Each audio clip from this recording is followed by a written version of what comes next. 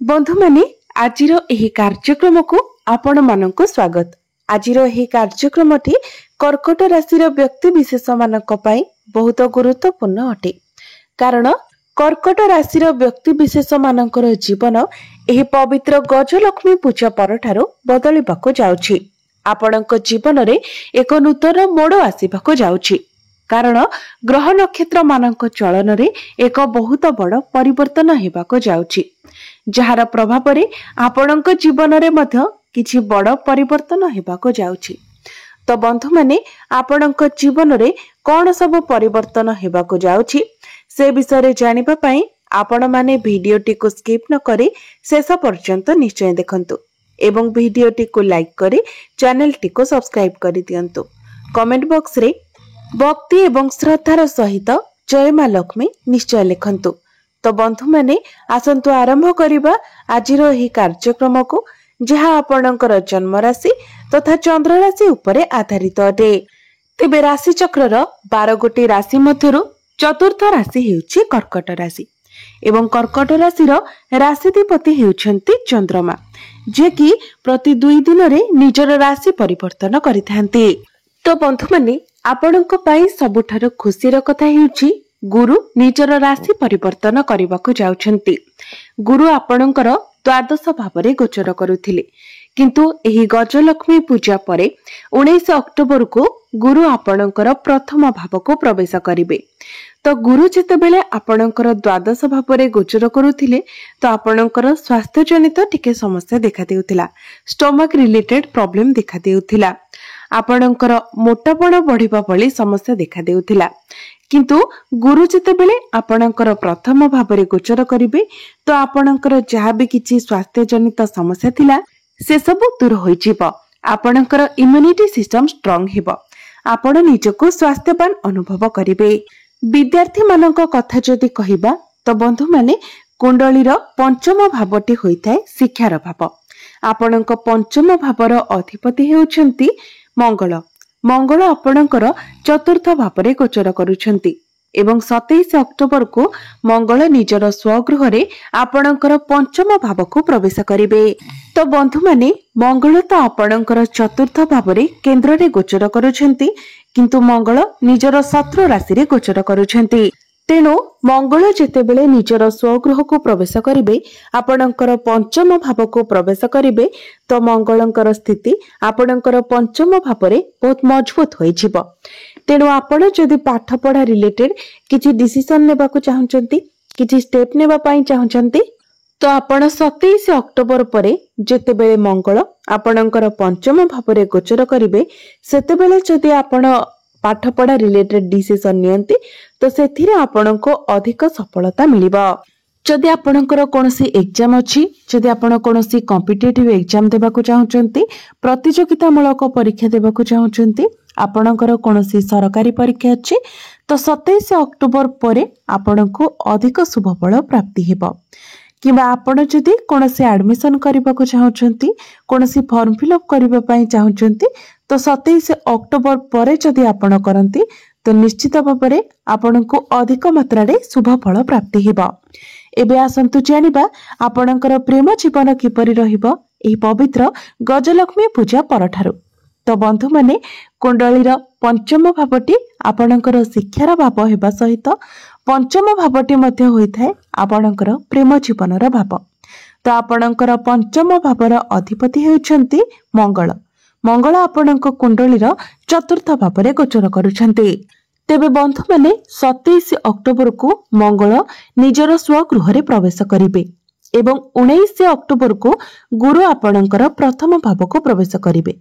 तो गुरु जेतेबेले आपणकर प्रथम भाव को प्रवेश करिवे तो आपणकर प्रेम जीवन रे जदि पूर्वरो किछि समस्या लागि रहितिला, कोनोसी प्रकारर मनांतर मतांतर थिला, वैचारिक मतभेद थिला तो से सबुरे आपण सुधार देखिबाको पाइबे।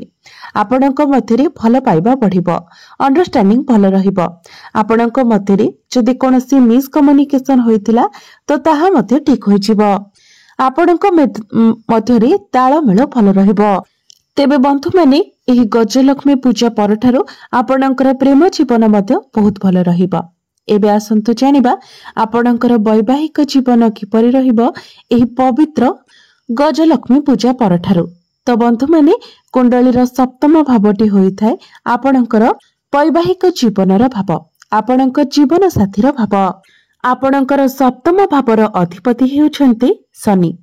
शनि आपणकर नवम भावरे गोचर करुछन्ति एवं खूब शीघ्र गुरुंकर दृष्टि मध्य आपणक सप्तम भाव उपरे पड़िबाको जाउछि।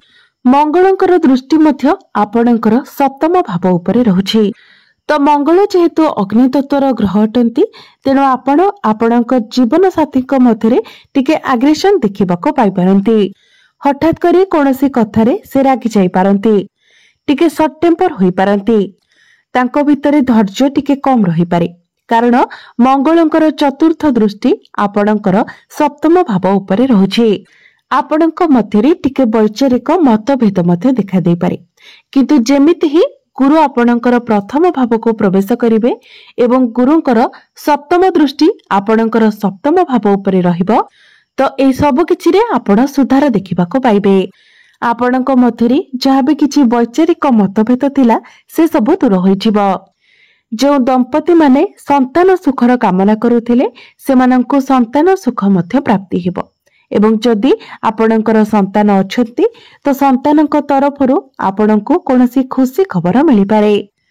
आपण निजर संतान पाई समाज रे सम्मानित होई पारंती।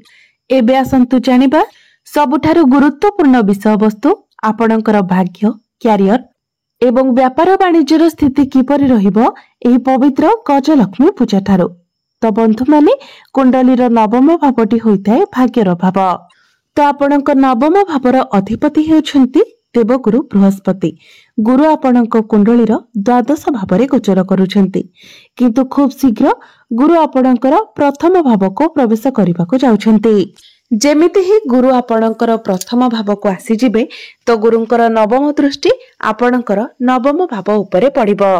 तेणु भाग्य संबंधित आपण जहाँ भी कार्य करबाको चाहुचन्ति तो आपण 19 अक्टोबर परे करंतु, कारण 19 अक्टोबर परे आपणको संपूर्ण रूप से आपणको भाग्यर साथ मिलिबो।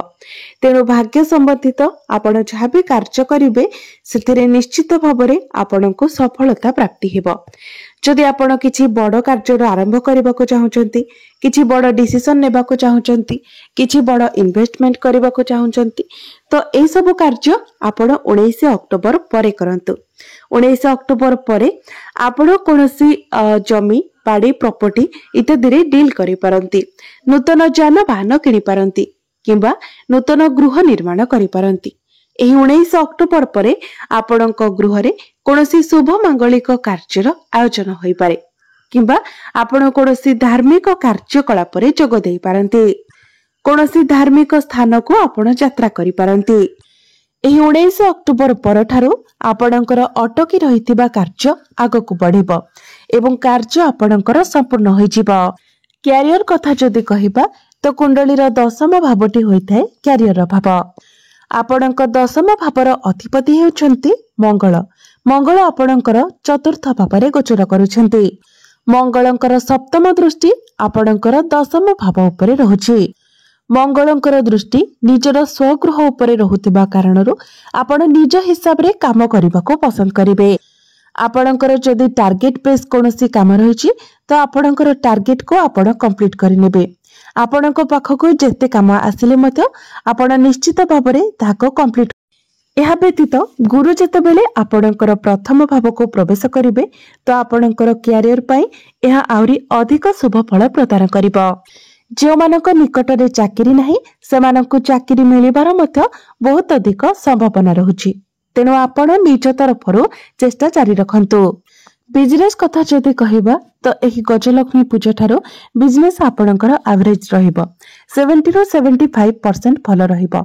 आपणकर इनकम तो भल रहिबो किंतु आपणकर खर्च मते होइजिबो। आपण निजर बिजनेस रे किछि नुआ ऐड करि पारंती। आपणकर बिजनेस रे नुआ क्लाइंट्स माने जोड़ी होई पारंती। एबे आसंतु जानिबा किछि उपाय विषय रे जो उपाय गुड़िक करिबा द्वारा आपणको अधिक मात्रा रे शुभ फल प्राप्ति हेबो एवं जहा किछि अशुभत्व रहुछि सेगुड़िक मध्य दूर होइजिबो। तो सेथिपाई आपण प्रत्येक दिन गुरुंकर बीज मंत्र 108 थर जप करंतु। प्रत्येक दिन आपण हनुमान चालीसार पाठ करंतु। पक्षी मानकु आपण दाना एवं पानी दियंतु। जदि पारुछंती माछ मानकु मध्य आपण दाना खाइबाकु दियंतु। प्रत्येक दिन आपण विष्णु सहस्र नामर पाठ करंतु। तो बंधु माने आपणकर जीवन मंगलमय हेउ, एहा ही ईश्वरंक निकटरे मोर प्रार्थना। धन्यवाद।